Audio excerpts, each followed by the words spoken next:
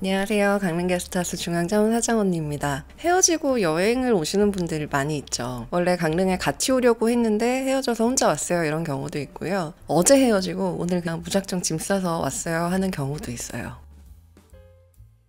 오늘 이 얘기를 하게 된 건 최근에 이런저런 생각을 하게 만든 게스트가 있어서예요. 대학을 졸업하고 다른 지역으로 대학원을 가려고 준비한다는 학생이었는데 얘기를 들어주다 보니까 이틀 전에 헤어졌어요 라고 하면서 펑펑 우는 거예요. 갑자기 울어서 사실 좀 당황하긴 했어요. 이렇게 달래지면서 이렇게 얘기를 들어보니까 이 사람 빨리 잊고 싶고 그리고 더 이상은 엮이고 싶지 않아서 아예 다른 지역으로 간다고 하더라고요.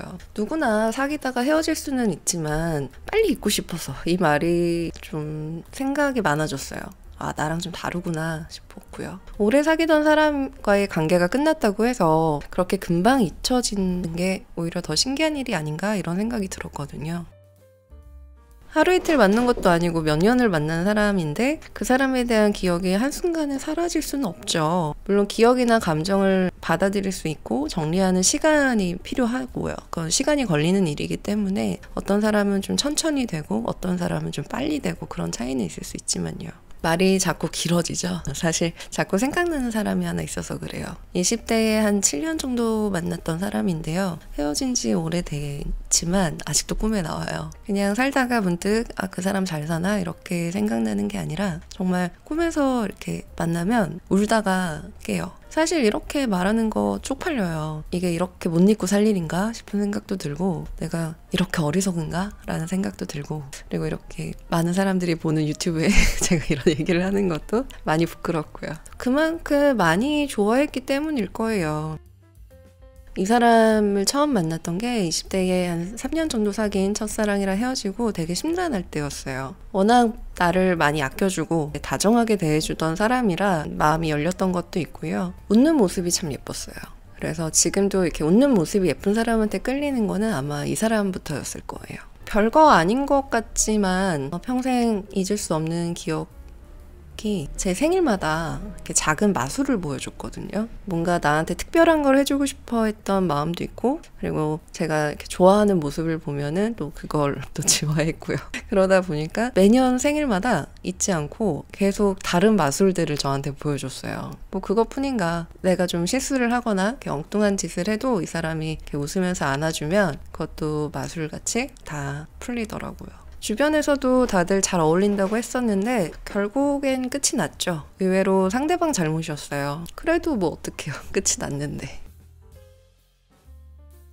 그 당시에는 좀 상심이 커서 한 일주일 만에 한 9kg 정도 빠졌거든요. 저도 잊어보려고 노력은 했어요. 출근하기 전에 산에 가서 막 울다가 내려오기도 하고 사람들도 많이 만났고요. 헤어졌다는 그 사실 자체를 받아들이지 못했던 것 같기도 하고 그 당시에 나한테는 전부였던 사람을 잃어버린 그 허탈감, 상실감을 견디기 힘들었던 것 같아요. 어느 정도 괜찮아졌다 싶을 때는 뭐 새로운 사람을 만나서 연애도 했어요. 처음에는 좋아서 연애를 하다가도 헤어지고 나면은 결국 원점인 건가 싶은 거예요. 제일 그리운 사람은 항상 정해져 있었어요. 이게 반복되니까 어느 순간부터는 이거 내 문제구나 이런 생각이 들더라고요.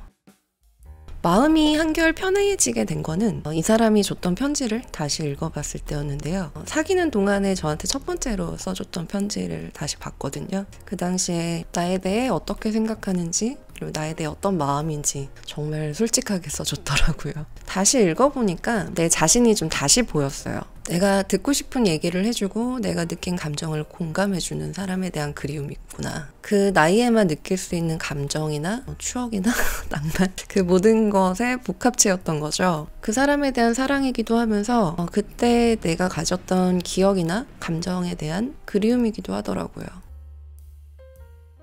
그 사람을 만약에 30대에 만났다면 그렇게 아름다운 추억으로 남을 수 있었을까? 조건이나 환경 같은 거 따지지 않고 사회생활로 묻은 때 하나 없이 서로만을 바라보는 그런 아름다운 추억으로 남을 수 있었을까? 사실 이거에 대해서는 확신을 가지고 그렇다고 얘기는 못할 것 같아요. 그렇다고 너무 쉽게 나이 때문에 라고 얘기하고 싶지는 않아요. 20대에만 순수하게 사랑을 할 수 있는 것도 아니고요. 40대가 되고 그냥 내 경험치가 쌓이는 거지 모든 성숙한 마음으로 이렇게 조언을 할 수 있는 것도 아니니까요. 그래서 특히 헤어지고 나서 힘들어요 하는 게스트를 보면 참 이런저런 생각이 들어요. 나도 빨리 잊고 괜찮아진 방법을 터득한 것도 아닌데 뭐 해결책을 제시해 줄 수도 없고요. 대신에 이런 말은 해주고 싶어요. 만약에 자꾸 헤어진 사람이 생각이 난다면 자기 감정을 인정해 줘야 된다고. 보고 싶은 마음도 들고 뭐 그때 더 잘해줄까 이런 후회도 생기고 그 사람의 빈자리 때문에 외롭다는 이 마음을 인정해 줘야 돼요. 슬픔도 괴로움도 다 종류가 다르고 이유가 다른데 그저 미련이 남았다 그립다라는 마음으로 상대방을 다시 만나보고 싶다 이런 마음이 들면 그건 그거대로 비참해져요.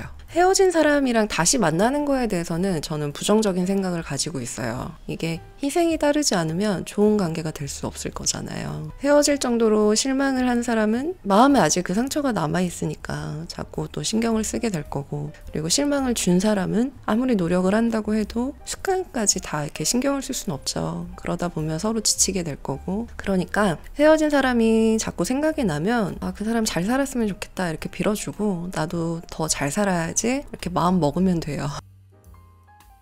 내가 어떤 감정인지 스스로 인정해주고 상황을 감정에 따라서는 해석하지 말아요. 상대방이 했던 말 하나하나에 의미 부여하거나 이 사람만이 유일하고 대단한 것처럼 포장하지 말고요. 시간이 지나면 죽을 것 같이 힘들었어도 좀 나아지긴 해요. 제가 그러니까요. 시간이 좀 오래 걸리는 것 같긴 하지만 추억은 추억대로 남기고 슬프고 힘든 감정을 그냥 받아들이면서 잘 살고 있다는 증거가 여기 있잖아요. 오늘 이야기는 여기서 마무리할게요. 혹시 비슷한 이유로 힘들어하는 사람이 있다면 지금 당장 짐 싸서 여기로 오세요. 누구보다 잘 들어줄 수 있고 이해해줄 수 있어요. 그러니까 다들 힘내시고요. 안녕.